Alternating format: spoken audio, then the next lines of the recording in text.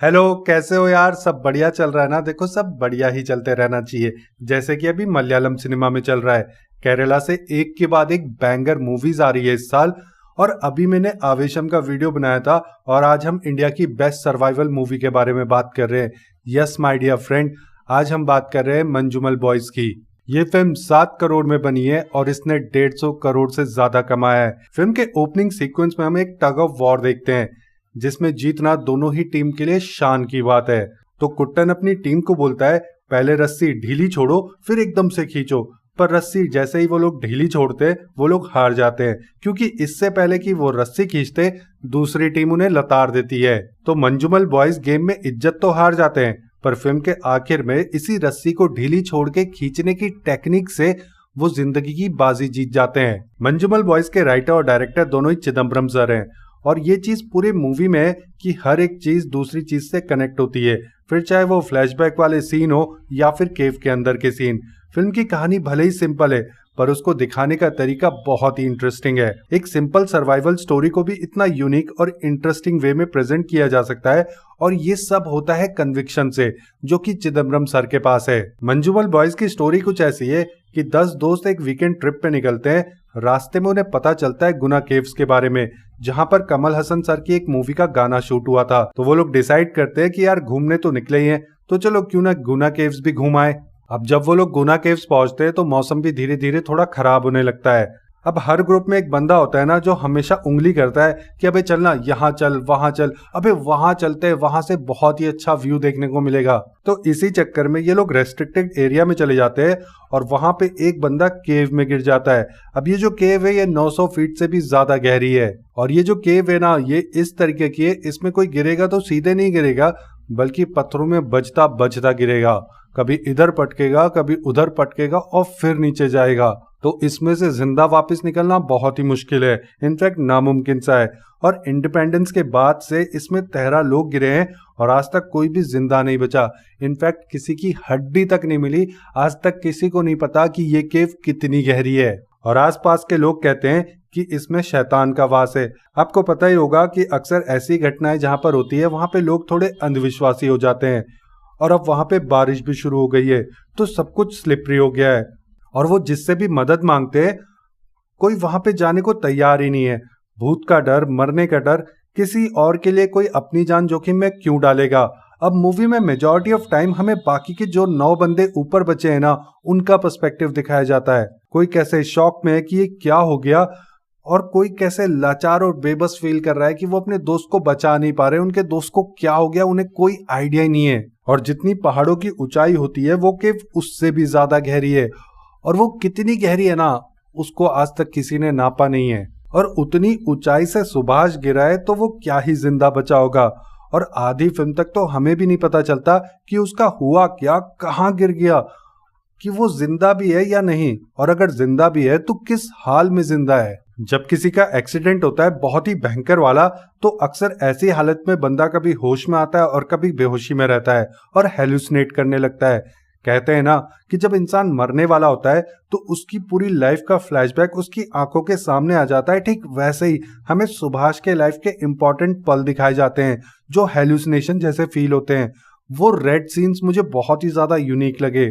देखो, मंजूमल बॉयज मुझे थोड़ी बहुत प्रिडिक्टेबल भी लगी। जैसे जब स्टार्टिंग में सुभाष ट्रिप में जाने से मना करता है क्योंकि उसकी घर की आर्थिक स्थिति ठीक नहीं है और वो घर में अकेला ही है जो कमाने वाला है, उसको अपनी माँ का ध्यान भी रखना है और अपने छोटे भाई का भी, तो उसके पास इतने पैसे नहीं है कि वो ट्रिप में जाके उन्हें खर्च कर सके। लेकिन फिर बाद में उसके दोस्त उसको मना ही लेते हैं और कहते हैं पैसे वैसे का छोड़ना, पैसे का इंतजाम तो हम कर देंगे, तू बस चल ले हमारे साथ, मजा आएगा, एंजॉय करेंगे। तो वहीं से आइडिया तो लग ही गया था कि केव में तो यही गिरेगा, क्योंकि घर का अकेले कमाने वाला भी यही है, इसी पे सारी रिस्पॉन्सिबिलिटीज है। अब इतनी फिल्में तो देखिए कि इतना तो गैस कर ही सकते हैं, पर इस प्रेडिक्टेबिलिटी से इतना ज्यादा फर्क नहीं पड़ा मूवी में, क्योंकि मूवी का जो मैजिक है ना वो उसके स्क्रीन प्ले में है। वो टेंशन है ना फिल्म में आखिर तक बनी रहती है कि ये जिंदा बचा भी होगा कि नहीं। जैसे स्टार्टिंग में तो मुझे लग रहा था कि शायद कुछ बंदे तो ऐसे होंगे जो इन्हें छोड़ के भाग जाएंगे उसी हालत में, वो ना मदद करने वाले डर के मारे भाग जाएंगे। यूं कह सकते हो शायद मे बी मैं थोड़ा सिनिकल हूँ इसलिए मैं ऐसा सोचता हूँ, या जो भी रीजन है मुझे ऐसा फील हो रहा था, ठीक है। बट मूवी जब मैंने देखी तो उसमें जितने भी दोस्त हैं ना सब बहुत अच्छे हैं। वो आखिरी मोमेंट तक वहां पे कोशिश करते रहते हैं अपने दोस्त को बचाने की। और कुछ सीन्स तो मुझे बहुत ही ज्यादा इमोशनल भी लगे, जैसे कैसे कुट्टन जो है पानी को रोकने की कोशिश कर रहा है अपने शरीर से, और फिर सारे दोस्त भी आके वहां लेट जाते हैं क्योंकि इतनी जोर से बारिश हो रही है तो केव में सारा पानी जा रहा है, और अगर केव में पानी चले गया और पानी बहुत ऊंचे तक पहुंच गया तो उनका दोस्त जो नीचे गिरा हुआ है वो किस हालत में शायद बेहोश होगा, तो वो डूब के ही मर जाएगा। तो इसलिए वो पानी की रोकने की कोशिश कर रहे हैं, जबकि सबको पता है कि वो शरीर से पानी के बहाव को थोड़ी रोक सकते हैं, पर फिर भी वो कोशिश कर रहे। तो वो सीन्स मुझे बहुत ही ज्यादा इमोशनल लगे। और कुछ दोस्तों का पुलिस के पास जाना मदद के लिए, और पुलिस का उनको डंडे से मारना और ये कहना कि सालों दारू पीकर आपस में लड़ रहे थे और फिर एक को मार के फेंक दिया और अब यहाँ आके पुलिस स्टेशन में नाटक कर रहे हो। तो सभी दोस्तों के चेहरे पे वो बेबसी, वो लाचारी कि वो अपने दोस्त को बचाने के लिए कुछ भी नहीं कर पा रहे हैं, उल्टा पुलिस से मार खा रहे हैं जब वो पुलिस को मदद मांगने के लिए गए। तो ये सब देखना बहुत ही हार्ट ब्रेकिंग है। और वो जो डर है ना कि इसके बिना घर कैसे वापस जाएंगे, इसके घर वालों को क्या मुंह दिखाएंगे, क्या बोलेंगे कि सुभाष के साथ क्या हुआ, जाते हुए तो वो हमारे साथ गया था ना, फिर वापस क्यों नहीं आया। तो ये बहुत ही ज्यादा टेंस्ड और डिप्रेसिंग मोमेंट्स है मूवी के। इस पूरे हंसते खेलते ग्रुप को धीरे धीरे टूटते हुए देखना बहुत ही पेनफुल है। देखो जो गिर गया वो तो गिर गया, अब क्या ही कर सकते हैं। सोचो बाकी बंदों के दिमाग में क्या चल रहा होगा, कितने स्ट्रेस्ड होंगे।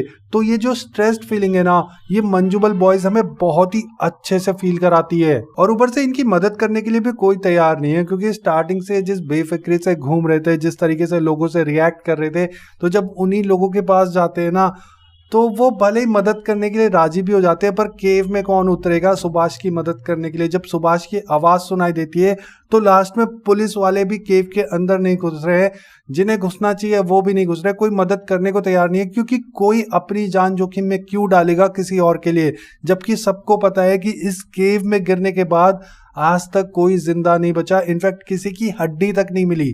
बट ऑफ कोर्स लास्ट में कोई ना कोई तो उतरेगा केव में सुभाष को बचाने के लिए। वो कौन उतरेगा वो तो आपको फिल्म देख के ही पता चलेगा, और क्या वो उसको बचा भी पाएगा या नहीं। और वो जो सीन है ना जिसमें सुभाष केव में गिरता है, वो सीन बहुत ही ज्यादा शॉकिंग है। इनफैक्ट वो एकदम से आ जाता है कि आपको रिएक्ट करने का, रिस्पॉन्स करने का कोई मौका ही नहीं मिलता।